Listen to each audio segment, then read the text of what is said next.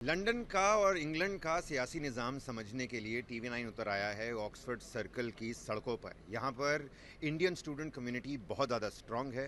Student unions के heads पर Indians बैठे हुए हैं इस समय अच्छे से।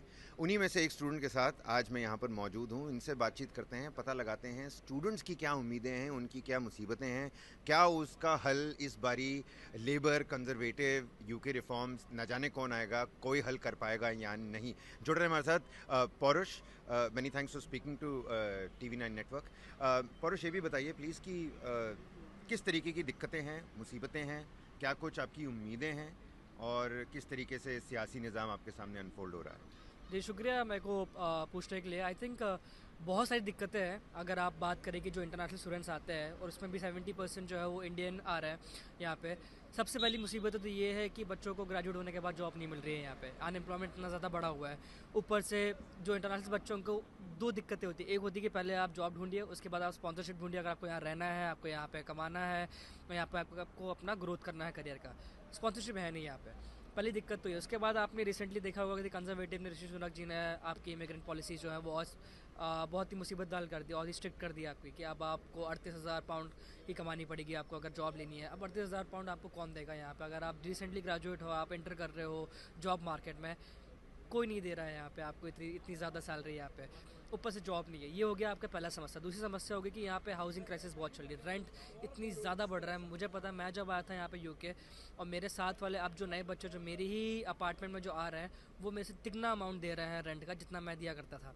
सो ये होगी दूसरी प्रॉब्लम होगी। तीसरी प्रॉब्लम होगी कि यहाँ पे आपको सेंस ऑफ बिलोंगनेस होती है। जब आप जहाँ पे आते हो आपको कोई वेलकम नहीं करता है। 70% जो कोई भी यूनिवर्सिटी के जो आबादी है वो इंटरनेशनल स्टूडेंट से भरी हुई है।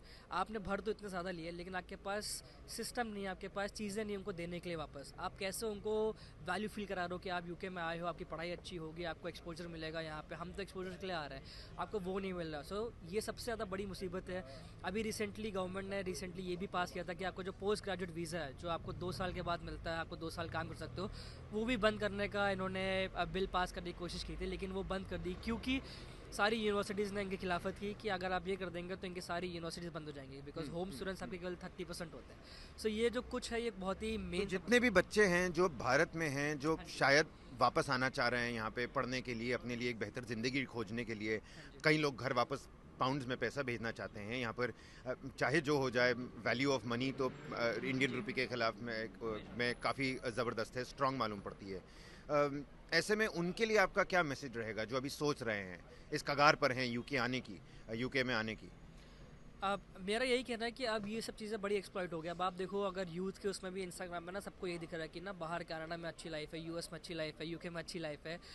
वो दरअसल सच्चाई है नहीं। यहाँ पे बहुत टफ़ है। यहाँ पे अपने आप को सस्टेन करना बहुत टफ़ है। आप यहाँ पढ़ाई भी कर रहे हो, उसके बाद आप जॉब भी सेम टाइम पे कर रहे हो, आपको अपने नेटवर्क से बनाने ताकि आप जब बाहर जाओ तो आपको जॉब मिले। तो इतना इजी है नहीं जितना वो दिखता है।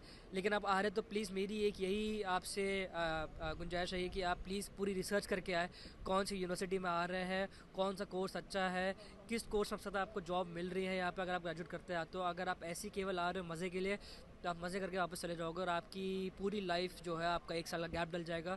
कोई फ़ायदा नहीं अगर आप वहाँ आके वापस भी इंडिया जा रहे हो। तो आप रिसर्च जिसका करो। सारा खमियाजा शायद आपके बैंक बैलेंस या आपके माँ बाप के बैंक बैलेंस को भरना पड़े। एग्जैक्टली और यहाँ पे ऐसा भी कि आप सस्ती फीस में आ रहा हो। यहाँ पे यूएस की तरह आपकी स्कॉलरशिप्स भी इतनी नहीं मिलती है। तो आप अगर इतना पाउंड, इतना 1,000 पाउंड दे के आ रहे हो, कुछ नहीं तो एटलीस्ट अपने लिए कुछ करके जाओ, कुछ सत्ता सीख के जाओ। ये दिक्कतें बहुत ज़्यादा आ रही है स्पेशली क्योंकि एकदम से इतने लाख स्टूडेंट्स यहाँ पे आ गए।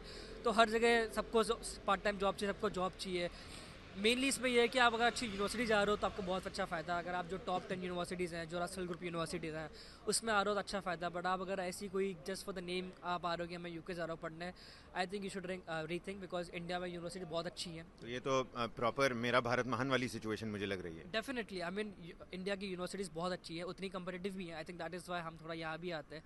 लेकिन अगर आपको इंडिया में कोई अच्छी यूनिवर्सिटी मिल रही है, प्लीज़ आप वहाँ रहो, उसमें ज़्यादा अच्छा एक्सपोजर हो। उसके बाद अगर आप इंडिया यूनिवर्सिटी से आप एग्जैक्टली अगर आप ग्रेजुएट करके आते हो ना तो आपको जॉब यहाँ इसलिए जल्दी मिल जाती है। अल्टरनेटिव आपको यहाँ पे बहुत अच्छी यूनिवर्सिटी मिल रही है या आप स्टेम जॉब या आप डॉक्टर बनने आ रहे हो, डिफरेंट केस है, ईजी है। बट आप अगर जनरल कोर्स करने आ रहे हो, please rethink about it, do your research. Research is more important. आप अपना रिसर्च करके आओ और कितने पैसे लगा रहे हो आप उसको भी सोच कर रखो क्योंकि सबका खामियाजा अल्टीमेटली आपको भुगतना पड़ता है at the end of the line. तो सारी रिसर्च करके आओ। एंड लास्ट बात है कि इतना ईजी नहीं जितना दिखता है इंस्टाग्राम लाइफ में। हाँ, तो इसका मतलब ये है कि इंस्टाग्रामीण योजना के शिकार मत बनिए। अगर आपको अच्छी यूनिवर्सिटी आपके ही भारत में, अपने ही देश में मिल जी रही है, बिल्कुल। And that's a great point that you put out. अगर आप अपने ही देश से ग्रेजुएट होते हैं तो यहाँ पर नौकरी लैंड करने की पॉसिबिलिटी थोड़ी सी ज़्यादा बेहतर हो जाती है। हालांकि ये चीज़ें अब बेहतर होंगी कि नहीं होंगी, वो कल 8 बजे चीज़ें साफ जाहिर हो जाएंगी। लेबर या कंजर्वेटिव, सिर्फ उसी का इंतज़ार रहेगा। पौरुष, हमारे साथ बात करने के लिए बहुत बहुत शुक्रिया। शुक्रिया।